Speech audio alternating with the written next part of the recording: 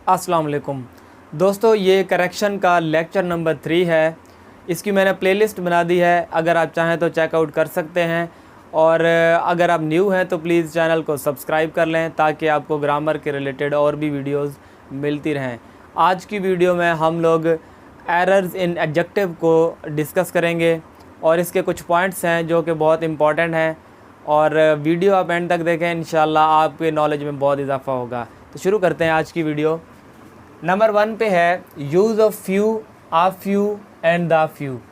क्या फ़र्क है इनमें, 1 बाय 1 देखते हैं। फ्यू जो है वो नेगेटिव सेंस के लिए यूज़ होता है। For example, I have few apples, यानी कि मेरे पास एप्पल्स तो हैं लेकिन बहुत कम हैं। एक नेगेटिव सेंस दे रहा है कि बहुत कम हैं, कलील हैं, बहुत थोड़े हैं। आ फ्यू पॉजिटिव सेंस देता है, I have uh few apples, हैं सही लेकिन इतने भी कम नहीं है, कम हैं लेकिन इतने कम नहीं हैं, तो पॉजिटिव में है। और तीसरा है द फ्यू, ये क्या करता है, ये एग्जैक्ट नंबर बताता है। जैसे मैंने एग्जांपल लिखा है, I have eaten the few apples, यानी कि मेरे पास जो एप्पल्स थे थोड़े बहुत वो मैं खा चुका हूँ, तो ये एग्जैक्ट नंबर को शो कर रहा है। तो ये जो मेन डिफरेंस था इन तीनों के अंदर। आई होप कि यहाँ तक आपको क्लियर हो गया होगा। अब हम आगे बढ़ते हैं नंबर 2 पे। तो ये है use of little, a little and the little.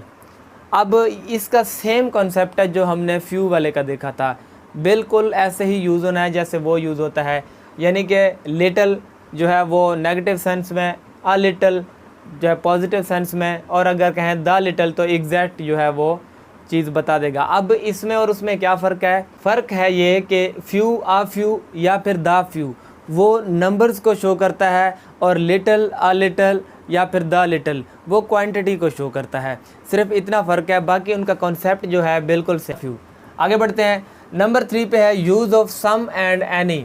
अब इनका कब यूज़ होता है और क्या डिफरेंस है, देखें।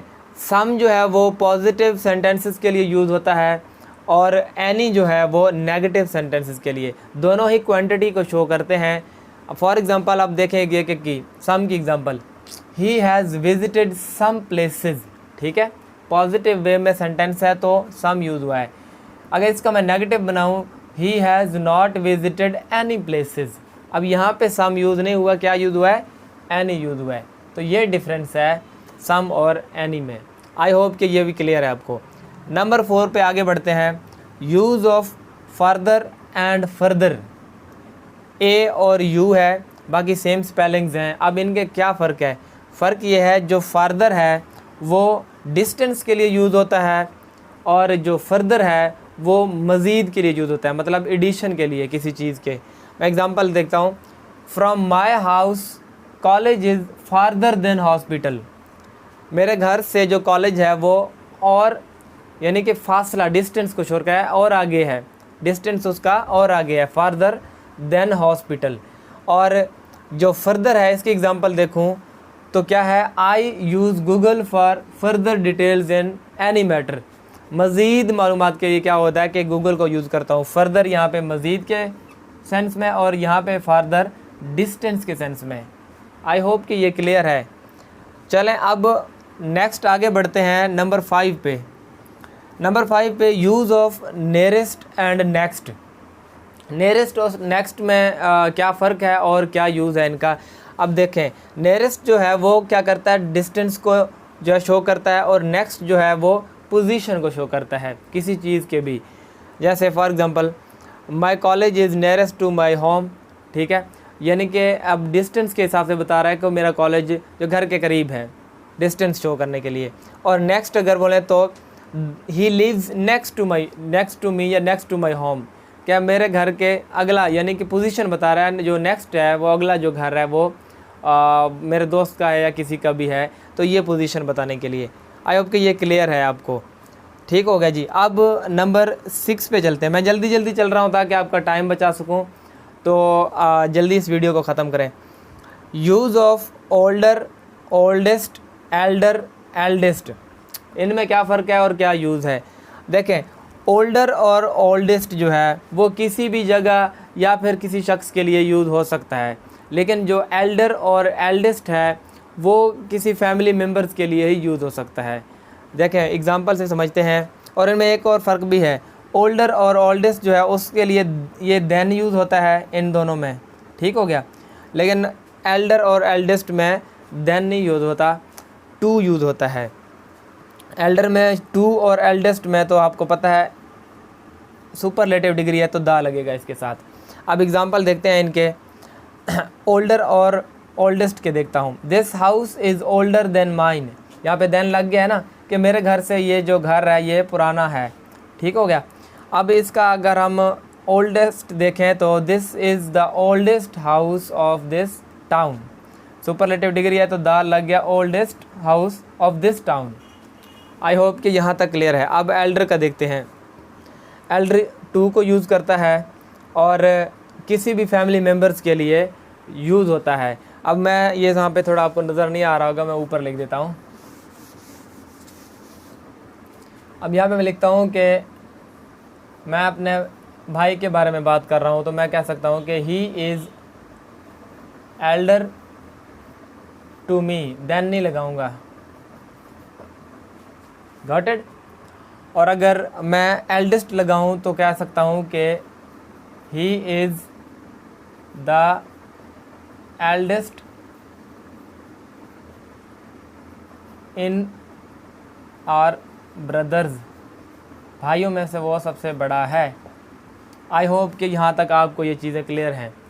अब हम कुछ सेंटेंसेस को इनकरेक्ट से करेक्ट जो है वो कैसे एडजेक्टिव यूज़ होता है वो मैं आपको दिखाता हूँ।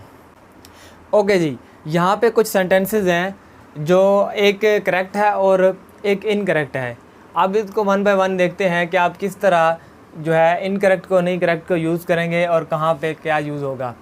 अब यहाँ पे लिखा हुआ है दीज काइंड ऑफ ट्रीज़, क्या ये करेक्ट है? आप 5 सेकंड के लिए सोच लें। सोच लिया जी, बिल्कुल करेक्ट नहीं है। दीज को आपने गलत यूज़ नहीं किया। आप ट्रीज़ को देख के इसको दीज नहीं लगा सकते, यहाँ पे यूज़ होना है दिस काइंड ऑफ ट्रीज़, ठीक है, दिस काइंड ऑफ ट्रीज़। तो ये करेक्ट और ये incorrect, got it. This kind of trees नहीं, this kind of trees. Number 2 पे she has the sweetest voice of any singers, क्या ये ठीक है? सोच लें। सोच लिया? नहीं जी, बिल्कुल ठीक नहीं है। कौन सा ठीक है? She has a sweeter voice than any other singer. क्यों?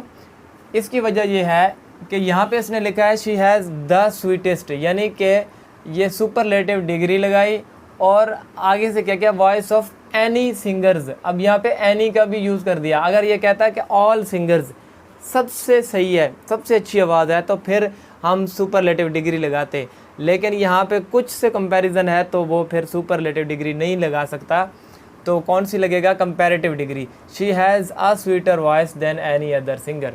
आई होप कि यहाँ तक आपको क्लियर है। नेक्स्ट है नंबर 3 पे, ही is the most cleverest of all the boys, और दूसरा है इसका ही is the cleverest of all the boys.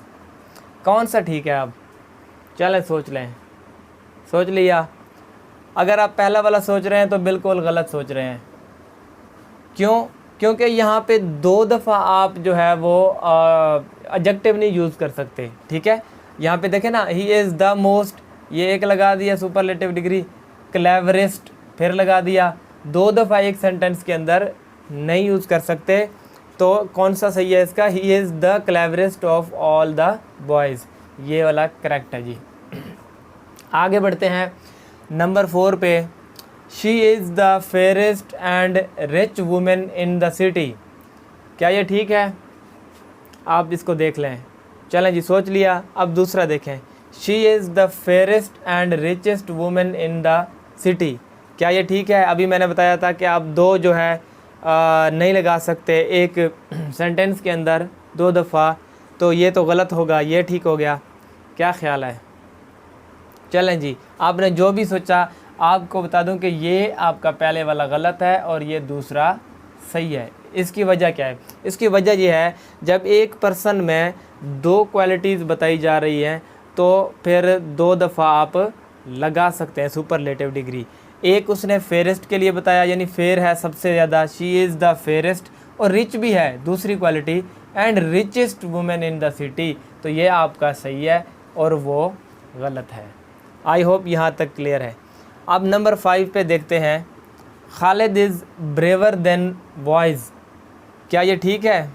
दूसरा देखते हैं, Khalid is more brave than wise, और क्या ये ठीक है? आप ज़रा सोच लें। चलें, सोच लिया। अब मैं बताता हूँ कि ये पहले वाला आपका सही है और ये गलत है। क्यों? Khalid is braver then wise. अब देन तब लगाते हैं जब हम किसी और से कंपेयर कर रहे हों, लेकिन तो ये तो उसके ही अपने क्वालिटी से कंपैरिजन है, तो आप क्या लगा सकते हो कि Khalid is more brave than wise. ठीक है, वाइज से ज़्यादा वो क्या है? ब्रेव है। तो एक दफ़ा आप इसका जो है कंपैरेटिव डिग्री लगा सकते हो, 2 दफ़ा नहीं। आई होप कि ये क्लियर है, यानी कि ER के बजाय आप मोर लगाओ और ये दोनों क्वालिटीज़ को इकट्ठा कर दो देन लगा के। यहाँ तक क्लियर है। आगे बढ़ते हैं। नंबर 6 पे, milk is more preferable than tea, और दूसरा है milk is more preferable to tea. कौन सा आना चाहिए, देन या टू? सोच लें। सोच लिया तो ये आपका ठीक है और ये गलत है। जब भी किसी प्रेफरेंस की बात हो, यानी तरजीह की बात हो कि किस चीज़ पे तरजीह दीजिए, इस पे नहीं, तो प्रेफर, अब जब बात के प्रेफरेंस की हो तो आपने टू लगाना है, देन नहीं। ठीक है, I prefer tea to coffee. ठीक है, या हो सकता है कुछ कहें कि I prefer cold drink to coffee. तो मैं तो ऑलवेज़ टी, हर चीज़ पे टी को ही प्रेफर करता हूँ, तो चाय लवर हूँ। आगे बढ़ते हैं नंबर 7 पे। तो ये आपको क्लियर हो गया ना, जब प्रेफरेंस की बात आए तो टू लगाना है आपने, देन नहीं लगाना। नंबर 7 पे, ही is the most tallest in the class, और यहाँ पे ही is the tallest in the class. अब ये टॉलेस्ट ये ठीक है या द मोस्ट टॉलेस्ट? ये अभी भी हम पढ़ चुके थे कि 2 दफ़ा नहीं लगा सकते, तो ये ऊपर वाला गलत और ये नीचे वाला सही। ही is the tallest in the class. अब थोड़ा सा मैं आपको सुपरलेटिव और कंपैरेटिव के बारे में बता दूं। कुछ वर्ब ऐसे होते हैं जिनमें हम EST का इजाफा करते हैं तो वो बन जाते हैं, जैसे टॉल से टॉलेस्ट, लार्ज से लार्जेस्ट, बिग से बिगेस्ट, और उनके साथ द लगा के हम जो है सुपरलेटिव डिग्री यूज़ कर देते हैं। लेकिन ऐसे वर्ब जिनका EST पे एंड नहीं होता, तो फिर उनके लिए क्या करें? तो उनके लिए आप क्या यूज़ कर सकते हो? मोर और मोस्ट। ठीक हो गया। अब देखें, फॉर एग्ज़ाम्पल, अब मैं किसी के इंटेलिजेंस पे बात करता हूँ, तो उसको अगर मैं कंपेयर कर रहा हूँ तो उसके लिए EST तो नहीं आ रहा उसके एंड में, तो मैं क्या करूँगा? तो क्या मैं मोर और मोस्ट को यूज़ करूँगा। अगर कंपेरेटिव यानी कि किसी एक बंदे से उसको कंपेयर कर रहा हूँ तो मैं कहूँगा कि he is more intelligent then that person. ठीक हो गया। अगर मैं सबसे कर रहा हूँ तो मैं कहूँगा ही is the most intelligent in the class या इन द वर्ल्ड, जिससे भी मैं जिस चीज़ से भी कंपेयर कर रहा हूँ। ओके जी, this was all about today's lecture. I hope कि ये आपके लिए बहुत हेल्पफुल साबित हुआ होगा। मज़ीद इस तरह की लेक्चर्स देखने के लिए प्लीज़ चैनल को सब्सक्राइब कर लें और लाइक बटन को भी प्रेस कर दें। मिलते हैं इंशाल्लाह नेक्स्ट वीडियो में बहुत जल्द। तब तक अपना बहुत ज़्यादा ख्याल रखें। खुदा हाफिज़।